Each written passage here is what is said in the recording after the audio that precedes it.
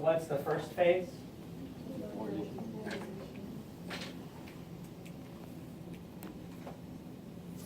When does that end?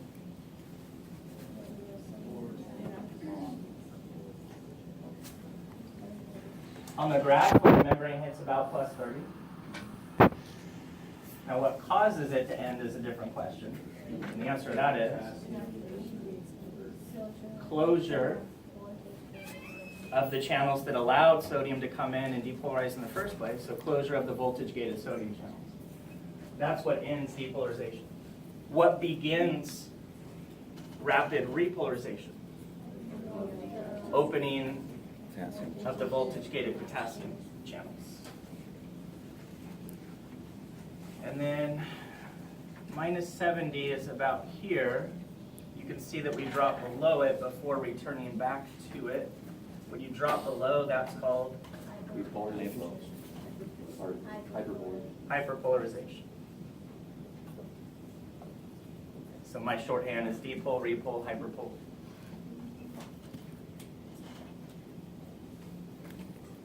So you can say dipole is minus 70 to plus 30, repole plus 30, back to minus 70. Hyperpole minus 70, down to about what?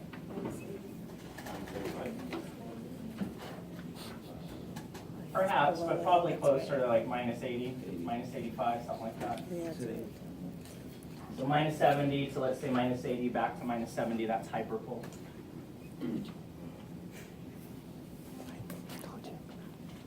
So what ion movement is responsible for dipole? Sodium. And then the term that indicates the direction it's moving, sodium influx. Sodium influx. And then what ion movement is responsible for repole? Potassium efflux. What ion movement is responsible for hyperpole? Still potassium efflux. Through which channels? During depolarization, sodium influx. Sodium's coming in through voltage-gated sodium channels. Has two gates, which makes it more complicated than most channels. What gate opens to allow sodium to start to move through this channel? The activation gate opens. And what's the trigger for that?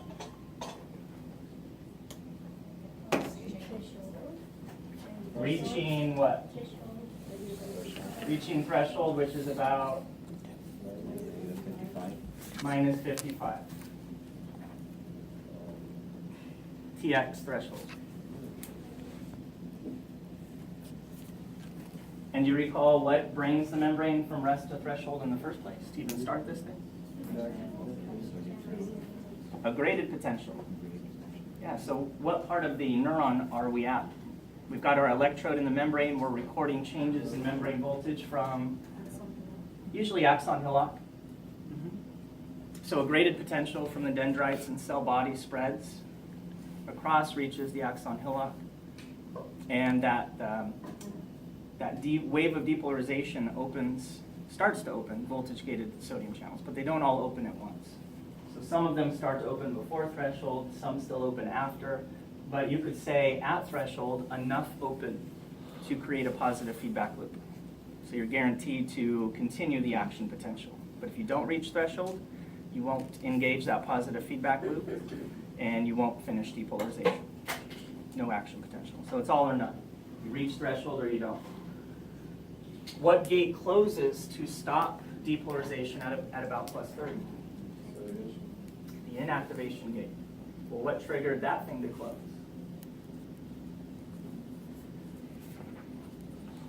The same thing triggers all these changes in channels, the sodium and potassium channels. Threshold. Reaching threshold is the trigger. But there's a delay. Right? How long is the delay? 1 millisecond. Close. About a half millisecond. Yeah, usually about a half. 0.5.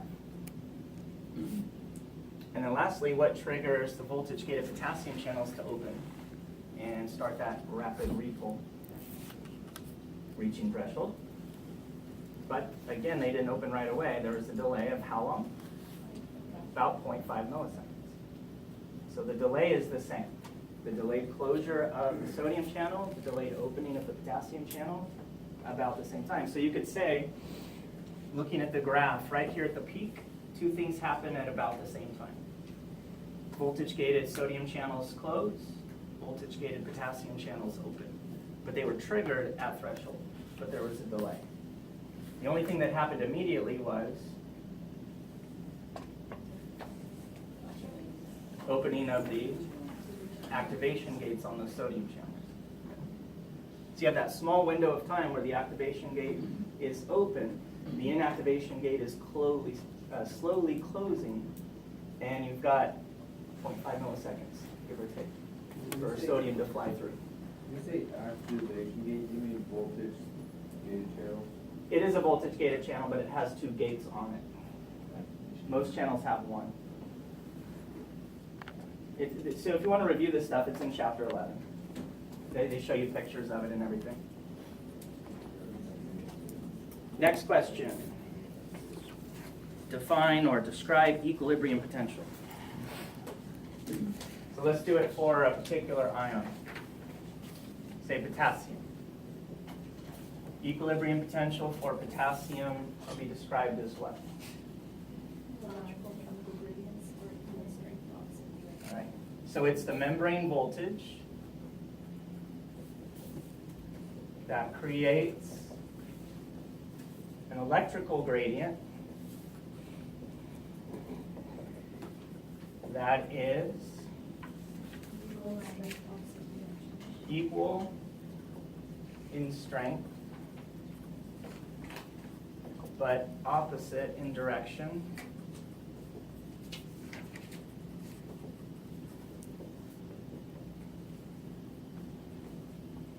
compared to the chemical gradient or concentration gradient.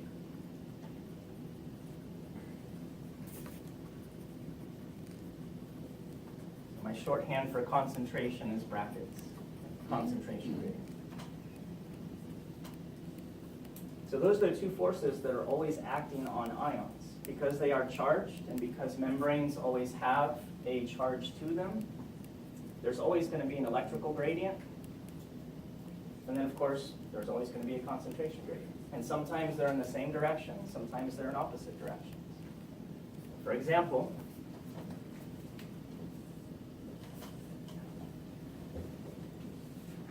so I'm drawing a piece of membrane, marking the outside versus the inside of the cell membrane.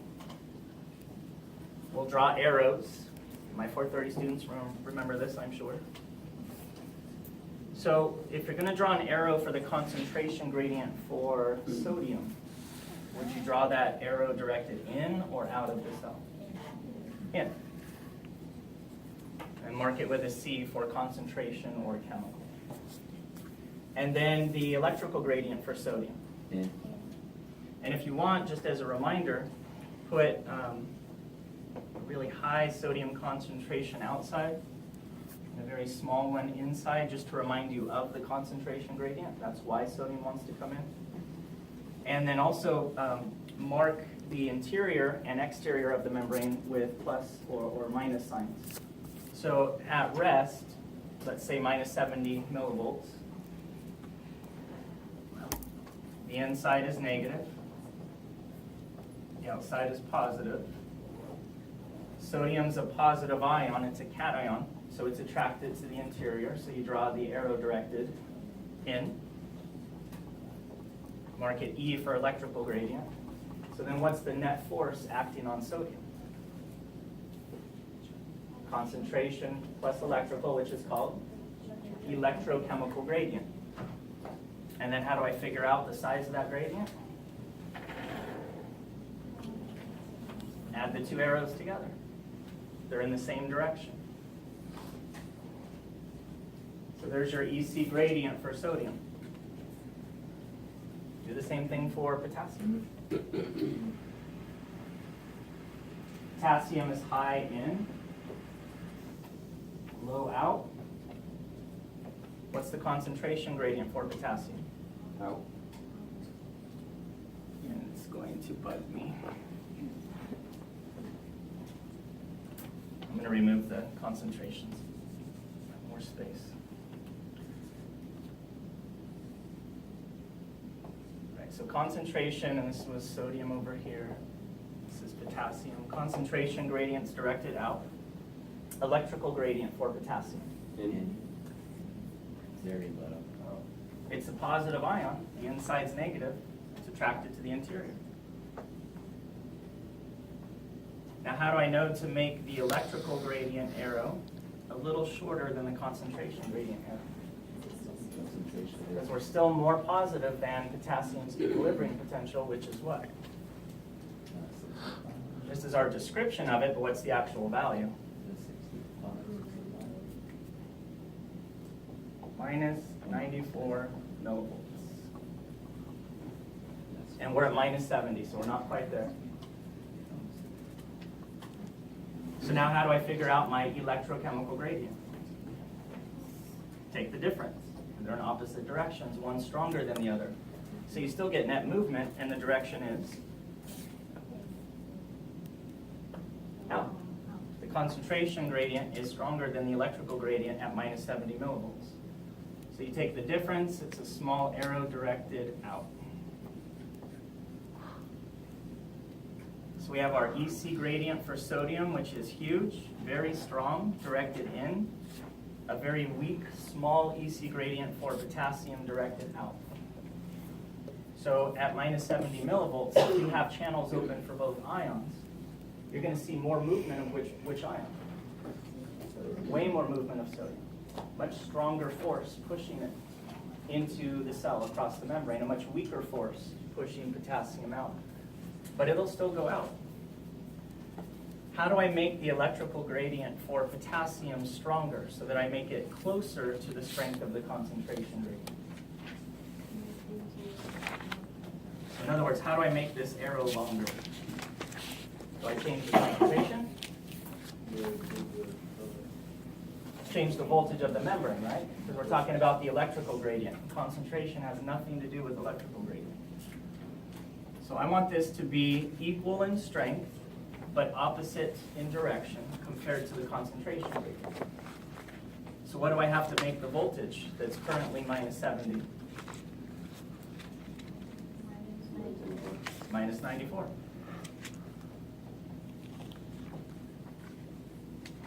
So at minus 94 millivolts, what does my EC gradient for potassium look like? 0. Right, so equilibrium potential, the membrane voltage that creates an electrical gradient, equal in strength but opposite in direction compared to the concentration gradient.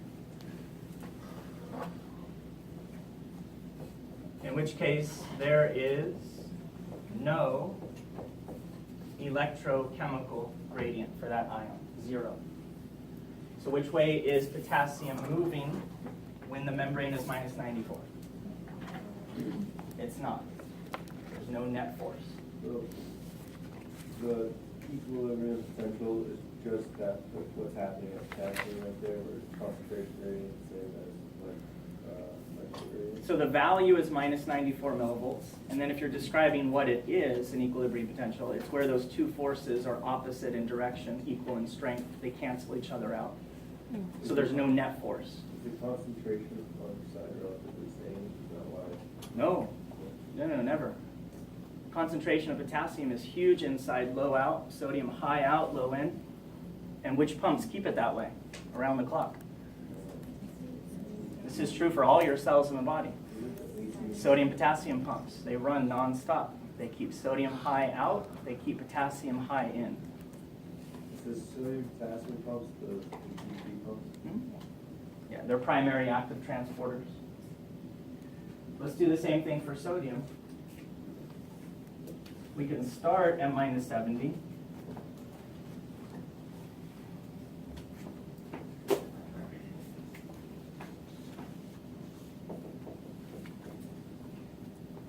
Make the inside negative, the outside positive. Draw the concentrations if you want to. All right, so for sodium, we said the concentration gradient is directed. That's always the case. Electrical, In as well. EC gradient for sodium? In. How strong? Very strong. These two arrows added together. And that's for sodium.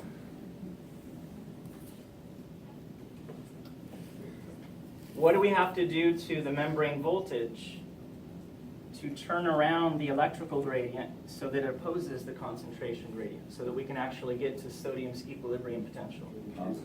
Make it more positive or more negative? Make it more positive.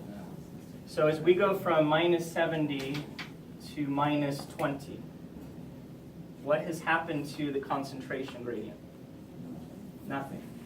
Because all we've done is change the voltage. We haven't changed concentration. What has happened to the electrical gradient? Weaker or stronger as we go from minus 70 to minus 20? It's getting smaller and smaller and smaller. What do I have to make the membrane voltage to have no electrical gradient? So that it's 0. 30. 0 millivolts. No separation of charge. At 0 millivolts, I have equal numbers of positive and negative charges on both sides. So we can draw that in.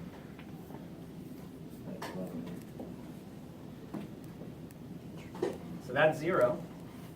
And so how big is the electrochemical gradient at 0 millivolts? Just a concentration. It's just equal to your concentration gradient because that's all you have at that point. So now let's turn it around. Now it's positive, plus 10. So now you have to make the inside positive, outside negative.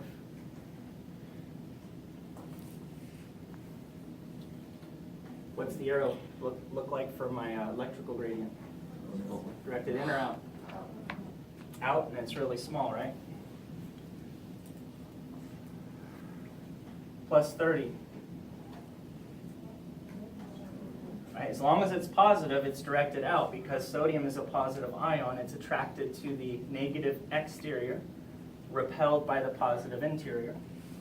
Plus 30 tells us the inside is positive. So it's just getting stronger and stronger as we make the voltage more and more positive.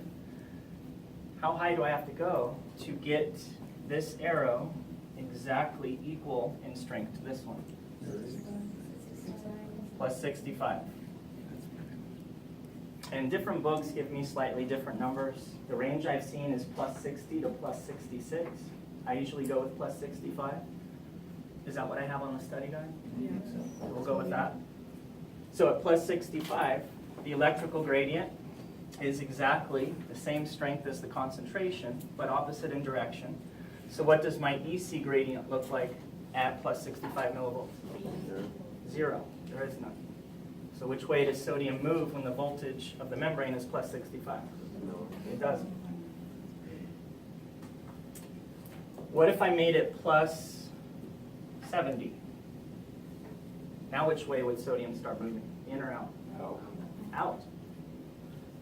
Because I just made the electrical gradient a little bit stronger than the concentration and it's directed out. So you can actually get sodium to start leaving the cell. You just have to make the outside super negative.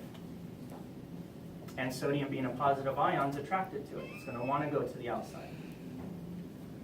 What if I change it from plus 70 to plus 50? Which way is sodium going to move? Right, because now it's shorter than the concentration gradient. Now sodium's moving in again. And if I make it plus 65, no movement at all. All right, so go back to potassium. If the membrane is minus 94 millivolts, which way does potassium move? Doesn't. There's no electrochemical gradient, right? Because the concentration and electrical gradients cancel each other out. What if I made it minus 100? Which way is potassium going to move? Minus 100. In. Normally, you think of potassium as going out, right? But that's because normally we don't see membrane potentials that negative. About the lowest we tend to see is about minus 85, minus 90, which is still above the equilibrium potential. But if you go more negative than minus 94, yeah, you can start to push potassium into the cell by having an electrical gradient that's stronger than the concentration.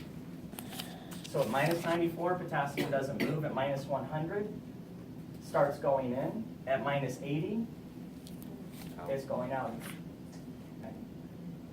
So that's the abbreviated version of my 2 lectures from 4:30. Neurophys. If you can understand electrochemical gradients and equilibrium potentials, you can figure out exactly what's happening during any action potential. So don't memorize which way the ions are moving. Understand which way they're moving. Understand why it's happening, the forces that are involved.